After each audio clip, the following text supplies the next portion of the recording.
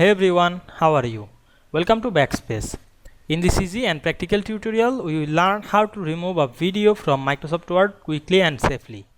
Whether you insert an online video or image media, this guide will help you delete it without affecting your document layout. In this video, we will discover the correct method to select, remove and manage video content in Word for a clean and professional document. So let's get started.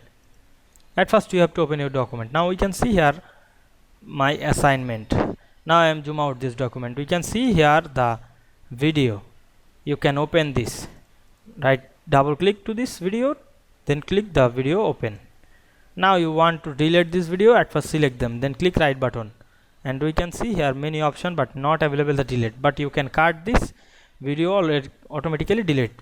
Otherwise you can select the video and press delete on your keyboard. Then we can see we delete the video. I hope you understand this process. If this video helped you, don't forget to like, comment and subscribe my channel to get more than important video very soon. Thanks for watching.